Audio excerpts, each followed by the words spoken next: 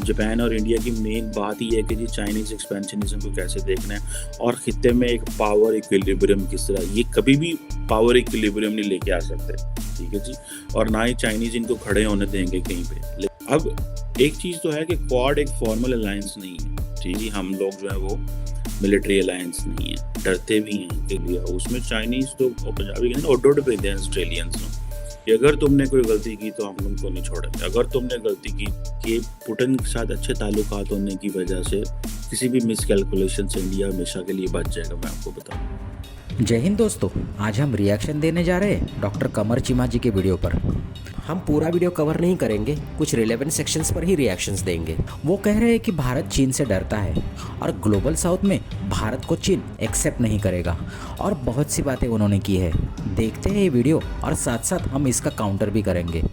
मैं इस वीडियो का ओरिजिनल लिंक डिस्क्रिप्शन बॉक्स में डाल दूंगा, आप ज़रूर देखिएगा। अब ये एक तरफ आज बात ये चल रही है कि जी चाइनीज़ एक्सपेंशनिज्म को कैसे देखना है, ठीक है। जापान और इंडिया की मेन बात ही है कि जी चाइनीज़ एक्सपेंशनिज्म को कैसे देखना है और खित्ते में एक पावर इक्विलिब्रियम किस तरह, ये कभी भी पावर इक्विलिब्रियम नहीं लेके आ सकते, ठीक है जी। और ना ही चाइनीज़ इनको खड़े होने देंगे कहीं पे। तो डॉक्टर चीमा कह रहे हैं कि भारत और जापान इंडो पैसिफिक में चाइनीज एक्सपांशन का कैसे मुकाबला करेंगे। पर्टिकुलरली वो बात कर रहे हैं जापानीज पीएम किशिदा की, जो हाल ही में इंडिया आए थे। और आप सब लोगों ने उनकी पीएम मोदी के साथ गोलगप्पे खाने वाली वीडियो तो देखी होगी, नहीं देखी होगी तो ये वीडियो फिर से एक बार देख लेते हैं।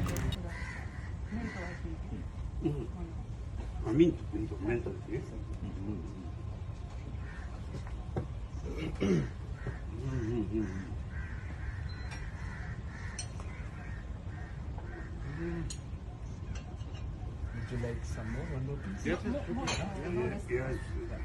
I tried one more. तो जैसे मैंने आपको कहा था कि जापानीज पीएम इंडिया विजिट पर थे और उन्होंने बहुत से टॉपिक पर डिस्कशन किया है। Primarily it was free route in South China Sea. मैं व्यूअर्स की जानकारी के लिए बता दूं कि चाइना कहता है कि South China Sea belongs to China, पर अकॉर्डिंग टू इंटरनेशनल ट्रीटी किसी भी देश की मरीन बाउंड्री सिर्फ 200 नॉटिकल माइल्स तक ही होती है, उसके बाद इंटरनेशनल वाटर स्टार्ट होते हैं। चाइना इसको नहीं मानता।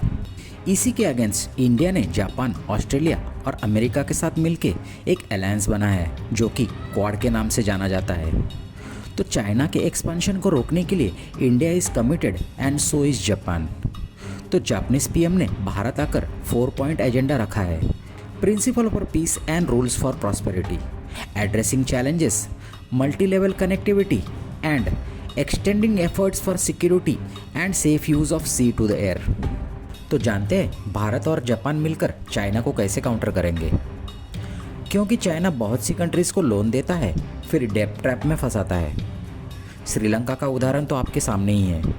इसी के लिए जापान ने $75 बिलियन का फंड तैयार किया है और इंडो पैसिफिक में जो भी कंट्रीज़ होगी उन्हें जापान फाइनेंशियली हेल्प करेगा और इंडिया उन कंट्रीज़ को फैसिलिटेट करेगा।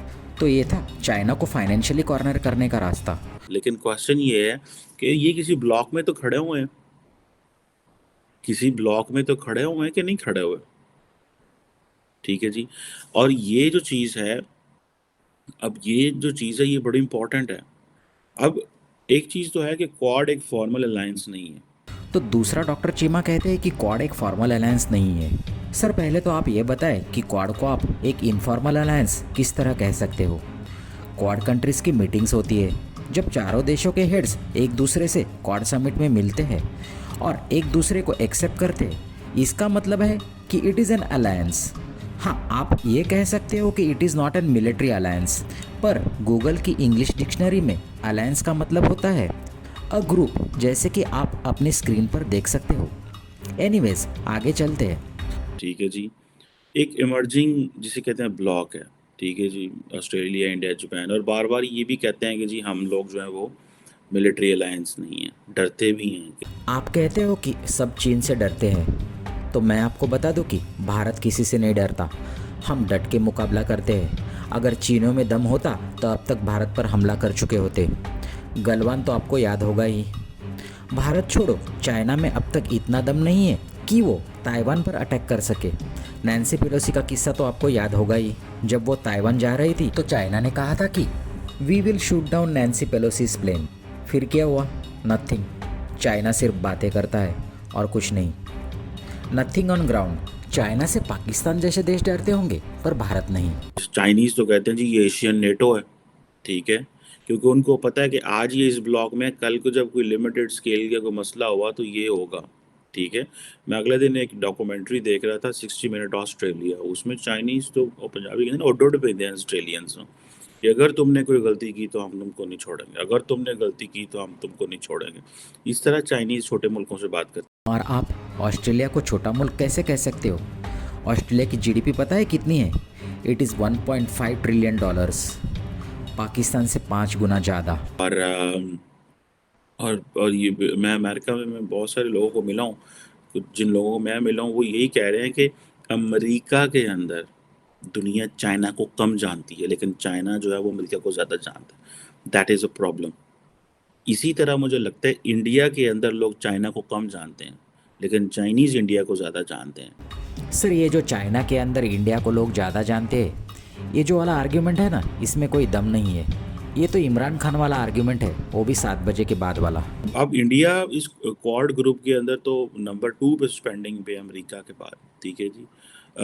लेकिन ये एक चीज़ तो है कि आज इंडिया और चाइना के जो ताल्लुकात हैं वो लोएस्ट लेवल पे हैं।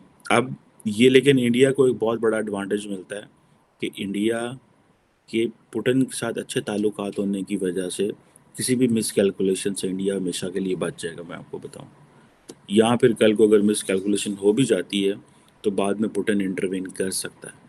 सर हमारे रशिया के साथ बहुत ही अच्छी रिलेशंस है, और वो भी आज से नहीं बल्कि 1947 से, जब से हिंदुस्तान आज़ाद हुआ था और जब पाकिस्तान अमेरिका की गोद में बैठा था। और आज भी आप अमेरिका की गोद में ही बैठे हुए हो। आप तो जानते ही होंगे कि हाउ अमेरिका ट्रीट्स पाकिस्तानीज। आप तो $1 बिलियन के लिए दर दर की ठोकरें खा रहे हो। अगर अमेरिका चाहता तो 10 मिनट के अंदर आपका लोन सैंक्शन हो जाता। और रही बात जापान की, तो India and Japan shares very good ties and they have mutual interest too. उनको समझ लगे कि इस खित्ते में एक ही मुल्क है, खासकर इंडो पैसिफिक में जो इंडिया है, जिसके साथ वो डेमोक्रेसी है, उनके साथ काम करना आसान है। गो के इंडिया की डेमोक्रेसी के साथ बड़े मसले हैं। प्राइम मिनिस्टर मोदी की अप्रूवल रेटिंग बहुत ज़्यादा है इस वक्त, 78% आई थिंक, लेकिन उसके ऊपर भी बहुत सारे जो क्वेश्चंस हैं वो लगे हुए हैं कि वो किस तरह का मुल्क है। मैं इसके ऊपर भी बात करूँगा आपके साथ। सर आप इंडिया की डेमोक्रेसी पे बात करने से पहले अपने गिरेबान में झांक कर देख ले।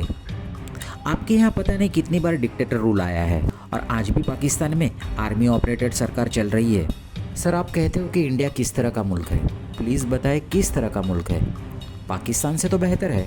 ये बड़ी इंपॉर्टेंट क्वेश्चन है ये वाला, लेकिन वो जो फंडामेंटल क्वेश्चन रह जाता है, ये जो फंडामेंटल क्वेश्चन करने वाला है वो ये है कि इंडिया की जो जिसे वो कहते हैं ना कि ग्लोबल साउथ की लीडरशिप जो है वो जापान ने मान ली है। दोस्तों वैसे तो डॉक्टर कमर चीमा जी की बातों में कोई दम नहीं था, पर फिर भी उनको काउंटर करना ज़रूरी था। His word should not go uncountered. बस दिल को तसल्ली रहती कि हमने पाकिस्तानी गलत नैरेटिव को काउंटर किया। तो दोस्तों आज का वीडियो यहीं ख़त्म करते हैं और आपसे मिलते हैं अगले वीडियो में। वीडियो पसंद आया होगा तो वीडियो को लाइक और चैनल को सब्सक्राइब ज़रूर कीजिएगा।